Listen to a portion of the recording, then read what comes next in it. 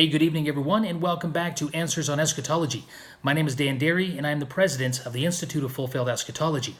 We are in a study of Matthew chapter 24, and in this video, I want to focus in on verse 26. So, what we'll do is going to read verses 26 to 28, and then we'll share some thoughts. So, let's begin. So if they say to you, behold, he is in the wilderness, do not go out. Behold, he is in the inner rooms, do not believe them. For just as the lightning comes from the east and flashes even unto the west, so will the coming of the Son of Man be. Wherever the corpse is, there the vultures will gather. Now, first thing I want to mention is that this coming of the Son of Man, this word coming, is the Greek word parousia. It means presence. It's the same Greek word that the disciples asked Jesus about in verse 23. What shall be the sign of your coming? Your presence. Okay, so this is the context. It's not Jesus floating down on a cloud. It's his presence. It's a covenantal presence. Okay, that's in question. Now watch this. The other thing I want to say is verse 26 starts like this. So if they say to you, behold, he is in the wilderness, etc. Who's the they, okay, in this text? Well, it's the false Christ and the false prophets from verse 24. And if you recall from the last couple videos, we demonstrated that these false Christs and false prophets had come out of Judaism and the body of Christ, and their false message was that Jerusalem and the temple aren't coming down. They're going to remain. The kingdom's going to be established through Judaism rather than through the destruction of Judaism and through the culmination and the end of the Old Covenant age. That was their deception. That was their message.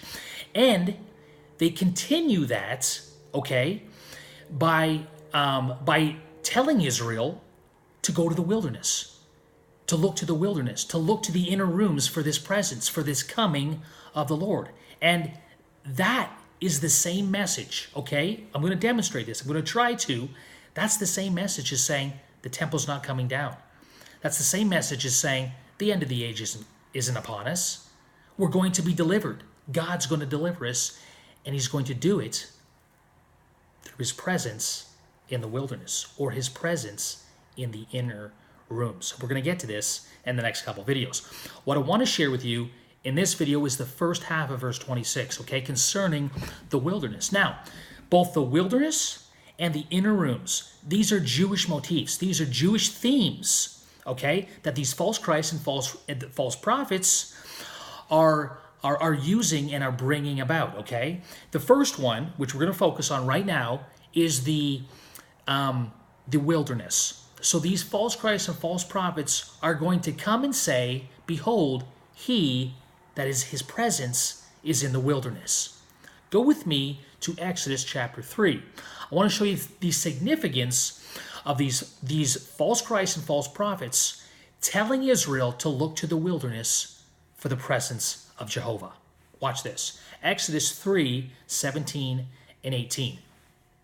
So I said, this is the Lord speaking to Moses, I will bring you up out of the affliction of Egypt to the land of the Canaanite and the Hittite and the Amorite and the Perizzite and the Hivite and the Jebusite, to a land flowing with milk and honey. Then they will pay heed to what you say, and you with the elders of Israel will come to the king of Egypt, and you will say to him, the Lord, the God of the Hebrews, has met with us. So now, please, let us go 3 days' journey into the wilderness, that we may sacrifice to the Lord our God. Now, the 3 days' journey and the release from Egypt into the wilderness meant what? The deliverance from affliction. Okay, the wilderness was Israel's quintessential motif for their exodus, okay? Their deliverance out of Egypt through the wilderness. And listen, make no mistake about this. Matthew 24 is specifically focused on the culmination of the second exodus of Israel, their final return from exile, okay? We'll get to that eventually, but that's what this whole context and this whole chapter is really about. Now, back to the wilderness. The wilderness represented the release out of bondage, the deliverance from Egypt. Now, here's something that Jesus is kind of backhandedly doing and saying in Matthew 24 by mentioning the wilderness. Notice, these false prophets and false Christs are going to come saying, he's in the wilderness. Okay? Let's go out to the wilderness.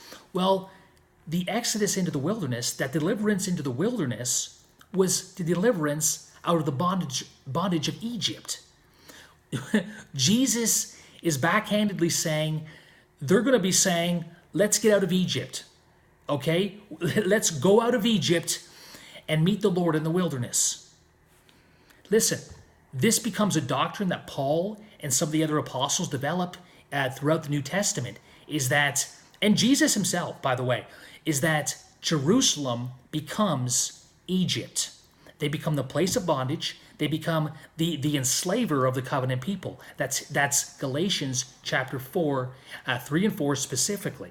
Okay? Anyways, that's kind of a side note, but I thought it was cool that Jesus mentions this Exodus motif, this wilderness motif, fleeing to the wilderness, and their flight is out of Jerusalem, which becomes Egypt. And by the way, that is Revelation chapter 8 and 11 as well. Jerusalem becomes spiritual Egypt. Now, let's look at another text, and I want to drive home the point of these false prophets and false Christs telling Israel, telling the body of Christ, whoever they were deceiving, to go into the wilderness. Okay? Go with me to Exodus chapter 19, and we're going to look at verses 1 and then 5 to 6.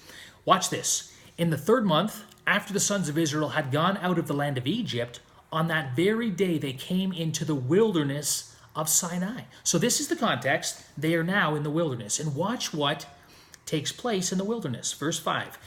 Now then, if you will indeed obey my voice and keep my covenant, then you shall be my possession, my own possession among all the peoples, for all the earth is mine. And you shall be to me a kingdom of priests and a holy nation. These are the words that you shall speak to the sons of Israel. And the Lord tells Israel to consecrate yourself, come to me in 3 days, etc., etc. And what do? They consummate the covenant. Israel enters into covenant with Jehovah in the wilderness. So listen, what these false Christs and false prophets are doing, okay, and what their message is that Jehovah is going to reestablish covenant. His presence is going to meet you in the wilderness, and Israel is going to be restored. You see this? This is what the message of these false Christs and false prophets was. Come out to the wilderness. He's in the wilderness. His presence is in the wilderness. What are they saying? They're saying, come out of Egypt. Come out of this place of bondage. Let's go to the wilderness so God can deliver us once again and can restore our covenant. They were anticipating their new covenant, their Jeremiah covenant, their redemption from bondage, their return from exile.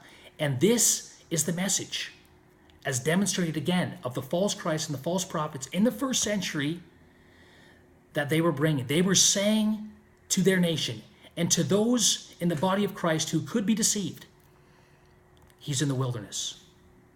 He's out in the inner rooms.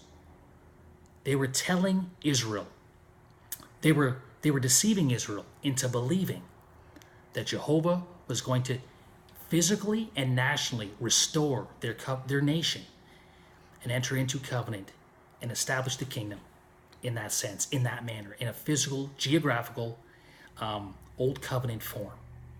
But that was the false prophets. That was the liars. That was the deceivers. Jesus said, the coming of the Son of Man will be as the lightning that shines from east to the west. It's not going to be in the wilderness. It's not going to be a national restoration. It's not going to be a physical release from bondage, although there was that element as well. But hear what I'm saying. It's not going to be a restoration of Judaism. It's going to be something heavenly, something spiritual. As the lightning comes from the east to the west, so shall the presence of the Son of Man be. And we'll pick it up next time concerning the inner rooms, another Jewish motif which further demonstrates the message of these false Christs and false prophets concerning the end of the age and the removal of the old covenant world in AD 70. Thanks for listening. We'll see you next time. Bye for now.